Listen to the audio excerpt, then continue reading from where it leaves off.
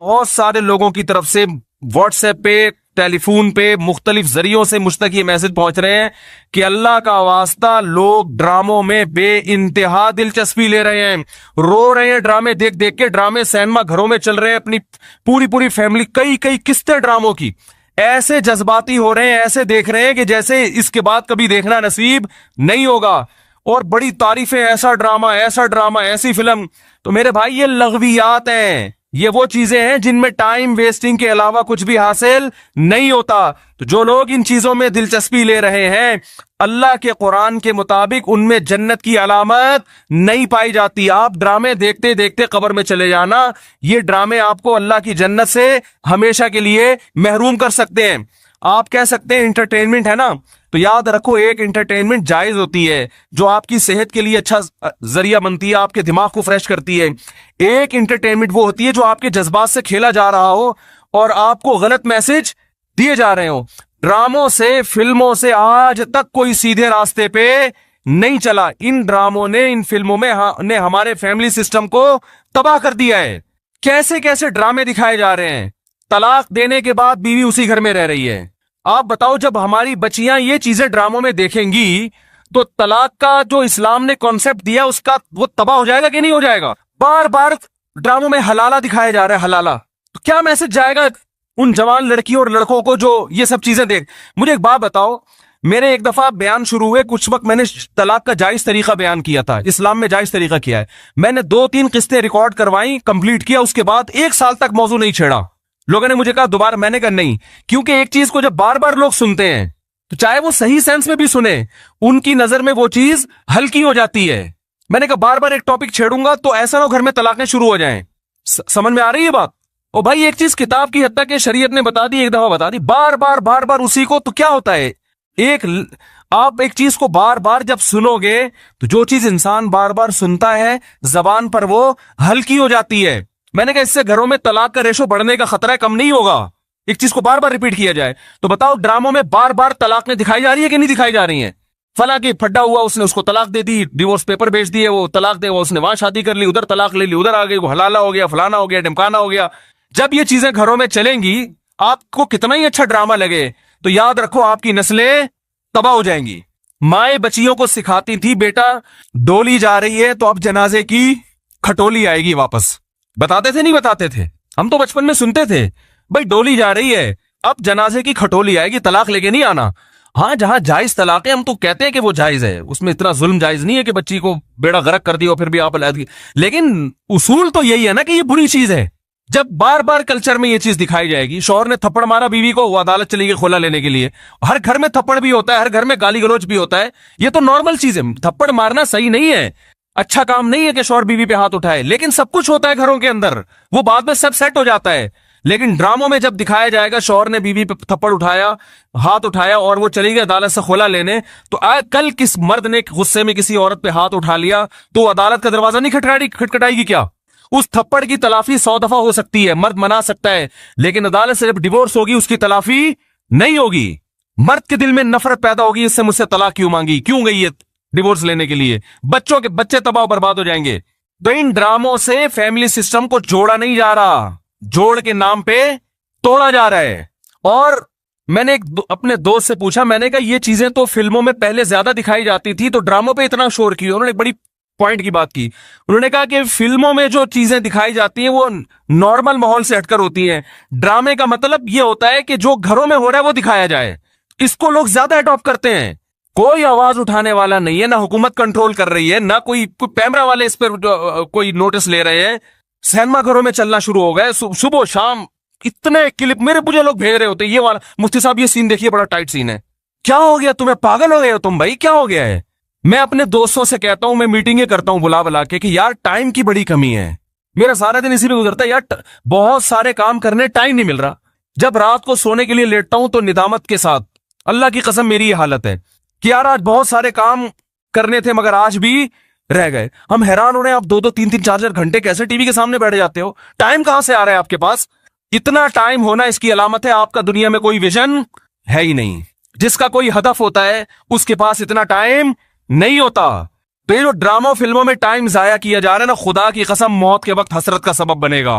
मौत के वक्त अल्लाह ने जिंदगी सिर्फ एक दफा दी है। कुरान के अल्फाज देखो कि मौत के वक्त अगर तुम सारी दुनिया की सारी दौलत खर्च करके भी टाइम वापस लेना चाहोगे ना, ला यस्तखिरून साअतन वला यस्तक़दिमून, अल्लाह फरमाते 1 मिनट तो दूर की बात, 1 मिनट के 1 करोड़ हिस्से कर लो ना, वो भी नहीं मिलेगा। अभी बहुत टाइम दिया अल्लाह ने, अभी बहुत टाइम दिया है। चाहो तो ड्रामों में जाया कर दो, फिल्मों में जाया कर दो, सारा सारा दिन टीवी के सामने बैठ के क्रिकेट के मैच देख के तालियां बजाते रहो, फलाने ये छक्का मारा, फलाने चौका मारा। अभी बहुत टाइम है, लाइफ को खुदा की कसम जितना एंजॉय कर रहे हो 10 से ज़रब देके इससे ज्यादा एंजॉय करो। लेकिन जब मौत का वक्त आएगा तो ये सारे मजे किरकिरे हो जाएंगे। ये गैर मुस्लिमों के काम है, जिनका आखिरत पे यकीन नहीं है, उन पे ये चीजें सूट करती है। उनको मरना नहीं है ना, उनका तो ख्याल है मर जाएंगे तो खत्म हो जाएंगे, उनका ये कॉन्सेप्ट है। तो कहते हैं जिंदगी में जितना जल्दी जल्दी एंजॉय कर सकते हो करो। जिसका आखिरत पे यकीन है उसका कोई हदफ होता है कि मुझे एक जिंदगी मिली है, दोबारा ये जिंदगी नहीं। ये हिंदुओं का नजरिया है कि 7 जन्म होते हैं, इस्लाम कहता है एक ही जन्म है, उसके बाद कयामत आ जाएगी, दोबारा कोई जन्म नहीं मिलेगा। और अल्लाह को देखो, अल्लाह ताला हजरत ईसा अलैहिस्सलाम को मौत देने के बाद भी आसमानों पे उठा सकते थे ना, और फिर कुर्बे क़यामत में नाजिल करते। अल्लाह ने हजरत ईसा को जिंदा आसमानों पे उठा के ये मैसेज दे दिया कि जिसको कुर्बे क़यामत में नाजिल करना है उसको मौत नहीं दूंगा, आखिर में मौत दूंगा। इसलिए कि मरने के बाद उठा लेता तो तुम्हारे दिमाग में ये तस्वुर आ सकता था कि शायद हमें भी मौत के बाद दोबारा जिंदगी मिल जाए। तो मौत के बाद तो पैगंबरों को भी नहीं मिलती, तुम्हें कहां से मिलेगी, हमें कहां से मिलेगी भाई जिंदगी। तो अपने वक्तों को बर्बाद मत करें, एंजॉय करें, ऐसी चीजों को एंजॉय करें जिससे मुआशरे में तरक्की होती है। ओ भाई जॉगिंग कर लिया करो, स्विमिंग कर लिया करो, फुटबॉल खेल लिया करो, थोड़ा सा वर्जिश हो जाएगी, कोलेस्ट्रॉल कम हो जाएगा, फायदा भी होगा, एंजॉय भी होगा। ड्रामे से क्या एंजॉय कर रहे हो भाई तुम बैठ के, रो क्यों रहे हो ड्रामा देख के? वो तुम्हारा क्या लगता है जिसके साथ ये हो गया, रो रहे बैठ के जैसे पता नहीं क्या हो गया। देखो इंसान के जो आसाब है ना, आसाब, इनमें अल्लाह ने महदूद सलाहियतें दी हैं। मैंने एक अंग्रेज नफ्सियाती डॉक्टर था, उसकी एक तहरीर खुद पढ़ी थी, काश मैं उसको महफूज कर लेता तो आपको आज मैं वो तहरीर दिखाता। उसकी रिसर्च थी कि दुनिया में जो डिप्रेशन, चीखो पुकार, मार धाड़, चीजों को तोड़ फोड़ का जो कल्चर आया है, ड्रामों और फिल्मों से आया है। ये जो आज बच्चियां माँ पे चीखती है ना, आप उनकी हिस्ट्री चेक करें, ड्रामे देख के चीखती हैं। माँ ने कुछ तेज आवाज में बात कर दी, बच्ची एकदम चिल्लाएगी, क्योंकि उसने ड्रामे में लड़कियों को चीखते हुए बोलो ना देखा। शौहर अगर गुस्सा करे, नहीं करना चाहिए लेकिन करे, तो इस्लाम कहता है तुम्हारा मोहसिन है। अगर किसी को सजदा करने की इजाजत होती तो नबी ने फरमाया कि औरत को हुक्म देता किसको सजदा करे, शौहर को। नबी ने औरत के फायदे के लिए बात कही है। शौहर को यह होगा कि मेरी बीवी मेरा एहतराम करती है, ऊंच नीच हो जाएगी मना लेगा बाद में, उसको पता है मेरी, बर्दाश्त कर लेती है, खर्चा पूरा करेगा, जो तमीजदार शौहर है।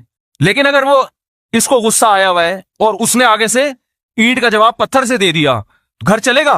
बोलो ना भाई। और अगर बीवी ने कभी उल्टी सीधी कर ली और इसने बर्दाश्त करने के बजाय ड्रामा देखा था, उसमें थप्पड़ मारते हुए देखा था, इसने भी रख के एक थप्पड़ रसीद कर दिया, तो इससे घर में मोहब्बत का माहौल पैदा होगा? बोलो ना भाई क्या हो गया। बल्कि मैं तो इससे आगे कहता हूं कि ड्रामों में जो मियां बीवी दिखाए जाते हैं वो कोशिश करते हैं लड़का हैंडसम तरीन तलाश किया जाए और लड़की खूबसूरत तरीन।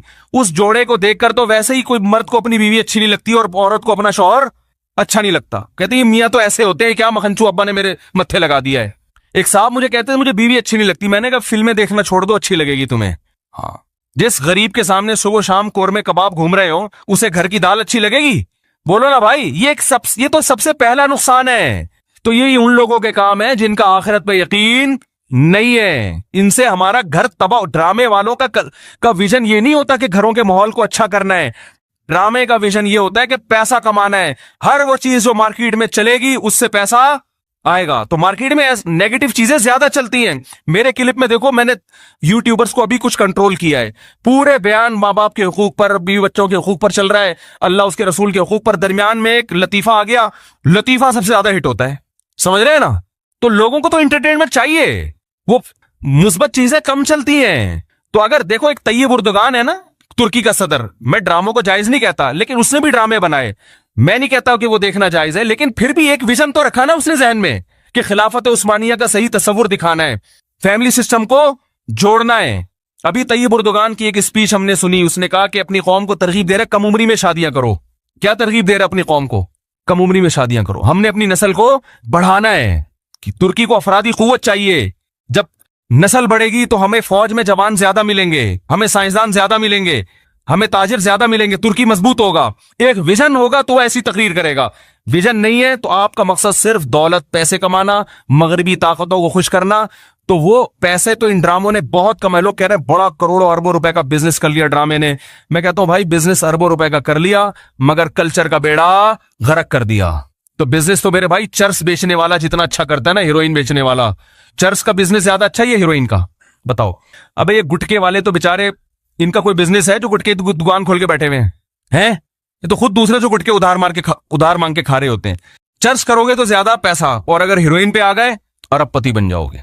तो बिजनेस नहीं देखा जाता, ये देखा जाता है अब कौम को पैगाम क्या दे रहे हो। तो भाई ये हुकूमत नहीं करेगी, ये आपने करना है। अपने घरों को आपने कंट्रोल करना है। अपने घरों से टीवी को बंद करें, काबू में लाएं। उस अगर रखा हुआ भी है तो उसको एक लिमिट करें, काबू में लाएं। देखें क्या, और बच्चे लैपटॉप देख रहे हैं तो जाके हिस्ट्री तो सर्च करें कि क्या देख रहा है बैठ के वहां पे। वो बच्चियों को फोन लेके दिया हुआ है, बच्चों को तो चेक तो करें किससे बातें। भाई ये फोन जरूरत की चीज है, ये दोस्तियां लगाने की चीज नहीं है। दोस्तियों में टाइम जाया होता है। हम जब मदरसे गए, हमारे हजरत ने सख्ती से पाबंदी लगाई, किसी तालिब इल्म को किसी से दोस्ती की इजाजत नहीं है। यहां पढ़ने के लिए आए हो, समझ रहे हो ना, किसके लिए आए हो, दोस्ती की इजाजत नहीं दी। हाँ किसी से मुनासबत होती है, वो एक अलग बात है, इंसान गपशप कर लेता है, बस इस हद तक। शेखुल हदीस मौलाना ज़करिया रहमतुल्लाह ने लिखा है ना कि मैं जोहर की नमाज में किसी के साथ खड़ा होकर, असर में भी उसी के साथ, तो मेरे अब्बा पूछते हैं तुम्हारा क्या लगता है, बार बार इसी के साथ क्यों खड़े हो रहे हो, क्या लगता है तुम्हारा ये। तो एक विजन होता है भाई, उस विजन में अगर कोई दोस्ती भी आ रही है तो ठीक है, उसको भी लेके चलो। लेकिन हर वो दोस्ती जो उस विजन से आपको हटा रही है, भाई पहले विजन है, पहले मकसद है, पहले मंजिल है, बाकी चीजें बाद में। आप ट्रेन में जाते हुए आपकी दोस्ती हो गई वसीम भाई से बड़ी जबरदस्त, उसने मुल्तान में उतरना, आपका विजन पेशावर है, अब आप मुल्तान में उतर गए उसके साथ। भाई दोस्त पहले होता है, दोस्त पहले भाई, ठीक है फिर चले जाओ।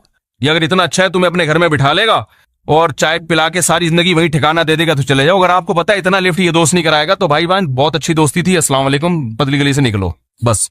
तो ये जो यूनिवर्सिटी में पढ़ने वाले लड़के हैं ना, मैं इनसे कहता हूं दोस्ती करो, अपनी पढ़ाई का नुकसान दोस्त की खातिर नहीं करो। क्योंकि जब तुम्हारे पास पैसा नहीं रहेगा ना, जो दोस्तों पे तुम टाइम जाया कर रहे हो, तो पैसा तो जाएगा, दोस्त भी चले जाएंगे साथ में। ये दोस्त भी जब तक हैं जब तक पैसे हैं, ठीक है ना। जब तुम खुद इनसे कर्जा लोगे, यार पान के पैसे दे दे, गुटके के पैसे दे दे, तो जो जिगरी दोस्त है ना, जो तुम्हारे लिए आसमान से सितारे तोड़ के ला रहा था, सबसे पहले तुम्हें देख के रास्ता वही चेंज करेगा। वो गली में देखेगा वो जिगरी दोस्त आ रहा है, बोलेगा इधर निकल ले यार, क्योंकि उधर जो आ रहा है वो जिगरी नहीं है, उसको बर्दाश्त कर सकता हूं, इसको बर्दाश्त नहीं कर सकता। तो जब कुछ काम के बन जाओगे, दोस्तियां तो तुम्हारी तरफ दौड़ के आएंगी। समझ रहे हो कि नहीं समझ रहे? फिर तुम्हारे पास लिफ्ट कराने का टाइम नहीं होगा, तो अपने आप को कुछ बना लो मेरे भाई। ड्रामों में टाइम जाया नहीं करो, फिल्मों में टाइम जाया नहीं करो, ये तो कमाने के धंधे, इनको कमाने दो। तुम अपना पैसा इन पे क्यों खर्च कर रहे हो भाई, तुम किसी और चीज पे खर्च करो यार। ये जो मैंने ड्रामों फिल्मों की बात कर रहा हूं कि लोग टाइम जाया कर रहे हैं, देखो टाइम जाया करने की दो किस्में होती हैं। कुछ तो हमारे नौजवान छड़े छाट होते हैं जो सिर्फ इसलिए फुहश फिल्में देखते हैं अपनी यानी हराम ख्वाहिश को पूरा करने के लिए। इनको आदत पड़ जाती है, लत पड़ जाती है। इनको मैं कहता हूं भाई चलो गुनाह हो गया, तौबा का दरवाजा खुला हुआ है, उसमें पढ़ते ना चले जाओ, तौबा की कोशिश करो। तौबा कर ली, फिर तौबा टूट गई, दोबारा तौबा करो, 10 बार तौबा करो। गुनाह करते हुए शर्म आनी चाहिए, तौबा करते हुए शर्म नहीं आनी चाहिए। माहौल ऐसा है, बहुत से लोग इसमें मुब्तला हुए हैं। तौबा का दरवाजा अल्लाह ने खोल दिया, वापस पलटाओ, वापस आ जाओ। मायूसी नहीं है कि एक दफा किसी से गुनाह हो गया तो अब वो बस आप उससे नजरें फेर लें और उस पर लानतें भेजना शुरू कर दें, या वो अपने आप को कहे मैं तो खत्म हो गया, मैं तो ना ना ना ना ना। अल्लाह की यहाँ रहमत है, सबकत रहमती अला गज़बी। अल्लाह फरमाते मेरी रहमत मेरे गुस्से पर गालिब है। आ जा, वापस आ जा। माहौल है, लोगों को बुराइयां करवा रहा है, वापस आए और उलमा से राब्ता करें, अहलुल्लाह से राब्ता करें। भाई मुझसे ये गुनाह नहीं छूट रहा, कोई तरीका बताएं छूट जाए। तो आहिस्ता आहिस्ता इंशाअल्लाह छूट जाएगा। हमने बहुत से लोग ऐसे देखे जो गुनाह की लत पड़ चुकी थी, मगर उनकी जिंदगी से अल्हम्दुलिल्लाह देर से निकला मगर निकल गया। तो हिम्मत वाले लोगों की जिंदगी से जल्दी निकल जाता है, कम हिम्मत लोगों की जिंदगी से देर से निकलता है, लेकिन निकल जाता है अगर कोई चाहेगा। नहीं चाहेगा तो मामला खराब है। दूसरा, एक लत पड़ती है ड्रामों की। वो ड्रामों की जो लत है जिसका मैंने तस्करा किया, ये लत भी बड़ी खतरनाक है। इसमें आपको टाइम पास करने के लिए कोई चीज चाहिए होती है। तो इस लत के लिए यह भी जरूरी है कि आप किसी बुजुर्ग से राब्ता करें या कोशिश करें छोड़ने की। एक और चीज इससे ज्यादा जरूरी है कि मुफीद कामों में जब आप टाइम लगाएंगे, आप अपना फालतू टाइम किसी ऐसे एंटरटेनमेंट के काम में लगाएं जो दिलचस्पी हो और उसमें फायदा भी हो, तो उससे आप इन चीजों से बच जाएंगे। देखो डॉक्टर जब किसी को सिगरेट छुड़वाते हैं तो सिगरेट का कोई ऑल्टरनेट दे देते हैं ना उसको, जिससे हीरोइन छुड़वाई जाती है उससे कुछ ऑल्टरनेट दे दिया जाता है, भाई ये हीरोइन का मुतबादिल है, कुछ दिन ये फिर ये भी छुड़वा देंगे। तो जब आपको ड्रामों की, लड़कियों को ज्यादा आदत है ड्रामों की, तो वो कहते हैं हमारा तो टाइम नहीं पास होता। तो टाइम तो देखो पास होता है, तभी तो कब्रिस्तान आबाद हुए हैं ना। ये जिनका टाइम पास हुआ था तो पास करके कब्र तक पहुंचे हैं ना भाई। अरे जो कब्रिस्तान भर रहे हैं तो टाइम पास जिन लोगों का हुआ था, जो पास करके वहां चले गए। पास होता तो उधर पहुंच जाता है आदमी। तो ये कब्रिस्तान भरते इसलिए कि लोगों का टाइम पास हो जाता है। तो टाइम तो पास हो रहा है, तारीखें चेंज हो रही हैं, मिनट तब्दील हो रहे हैं, घंटे चेंज हो रहे हैं, तो ये तो टाइम पास तो होगा। आप ये कह सकते हैं बुरे कामों में करो या अच्छे कामों में, तो बुरे कामों में भी पास होगा और अच्छे कामों में भी। तो जब बुरे से अच्छे काम करने के लिए रखोगे तो बुराई से बचोगे ना। हमारे नौजवानों का मसला ये है कि बोर बैठे हुए होते हैं फालतू, कह रहे हैं यार मैं बोर हो रहा हूं, अब क्या करूं, ड्रामा ही देख लूं। क्योंकि बोरियत भी तो एक टेंशन है ना। क्या हो गया यार, मुझे समझ में क्यों नहीं आ रहा, क्या आप लोग को क्या हो गया? एक टेंशन है ना, बोरियत करने का कुछ काम नहीं है। खवातीन घर में बहुत सी जो मेरा बयान नहीं सुन रही, बिल्कुल फारिग हैं। वैसे खवातीन से बात करो, कह रही एक्चुअली काम इतने हैं भाई, ये घर क्यों गंदा पड़ा हुआ है, क्या करें, टाइम ही नहीं मिलता भाई। को बच्चों को आपने कितना कुछ पढ़ा दिया कि ट्यूशन क्यों जा रहे हैं बच्चे, आप घर में पढ़ा लो भाई, टाइम कहाँ है। एक तरफ ये कि टाइम बिल्कुल भी नहीं है, दूसरी तरफ ये कि क्या करें, अब टाइम कैसे पास करें। जब ड्रामे की बात आए ना भाई, टाइम कैसे पास करें। अबे एक तरफ टाइम नहीं है, दूसरी तरफ टाइम पास करने के लिए जगह नहीं मिल रही तुम्हें, कहां टाइम पास करें। तो ये मुतजाद चीजें जो समझ में नहीं आ रही, असल में आर सबकी रही है घुन्ने बने हुए समझ में नहीं आ रही। तो बात यह है कि जब आप बोर हो गए ना, फालतू बैठे हुए, कोई करने धरने का काम नहीं है, तो यहां शैतान फिर अपना ठिकाना बनाता है।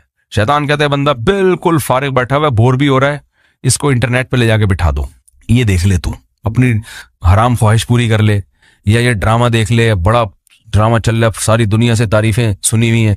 तो फिर वो जज्बाती होगा, रोएगा धोएगा या हंसेगा, जो भी होगा, तो बड़ा अच्छा टाइम क्या हो गया, पास हो गया। तो पहले तो दिमाग में ये बिठा लो कि ये बुराई है, इसका कोई फायदा नहीं है, इससे कल्चर तबाह हो रहा है, जैसे मैंने बताया अभी। दूसरा, अब इसको छोड़ना कैसा ही अगला मरहला है। तो छोड़ने का पहला स्टेप ये है कि भाई कोई मुफीद काम तलाश कर लो। जब कोई हदफ बनाते हो मैंने ये करना है, तो फिर हर वो चीज जो उस हदफ में रुकावट बनती है, उस इंसान उसको साइड पे लगा देता है। तो हदफ कैसे बनाया जाता है? पहली बात तो ये तो हर मुसलमान का एक हदफ तो बना हुआ है, आखिरत की तैयारी, ये तो हर एक का है। उसके बाद छोटे छोटे हदफ भी होते हैं, भाई मैंने एमएससी करना है, मैंने पीएचडी करना है, मैंने एक नया, और चलो रक्षा चला रहा हूं तो मैंने एक ऐसा रक्षा और खरीदना है, क्या ख्याल है ठीक है ना, कुछ भी हदफ हो सकता है। मैं टमाटर बेच रहा हूं तो यार मेरी एक के बजाय 2 रेडियां हो जाए तो अच्छा नहीं है, क्या ख्याल है। तो कुछ सोचेगा बैठ के। अब जब आपको आधा मसला तो इसी से हल हो जाएगा इंशाल्लाह। अगला रह जाएगा कि बहुत सारे मुफीद काम होते हैं लेकिन दिल नहीं लगता इंसान का उसमें। तो उसका तरीका यह है कि फिर अगर आप बोर हो भी रहे हैं ना, तो बोरियत दूर करने का कोई ऐसा तरीका तलाश कर लो कि मजेदार भी हो और बोलो ना भाई फायदेमंद भी हो। नहीं आ रही बात। मीठा खाने का जिन लोगों को शौक है बहुत ज्यादा, मैं कहता हूं फिर शहद खा लो, मीठा भी चला जाएगा और फायदा भी बहुत होगा। आप कह सकते हो शहद की अब आदत नहीं रही है, तो जैसे चीनी की आदत थी जब पैदा हुए थे, जब पैदा हुए तो क्या माँ के पेट में चीनी कोई खिला रहा था?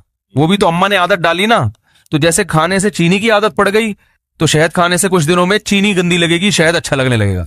तो माहिरीन कहते हैं 21 दिन तक किसी चीज को मुसलसल किया जाए तो इंसान यूज टू हो जाता है, उससे वहशत खत्म।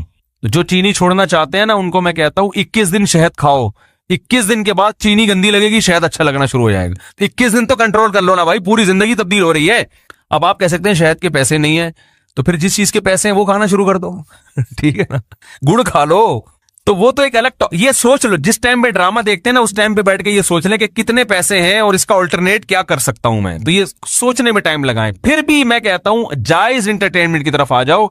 जायज भी बहुत सारी चीजें जो ड्रामे से ज्यादा आपको एंटरटेन भी करेंगी और आपकी जहनी तफरी का सबब भी बनेंगी।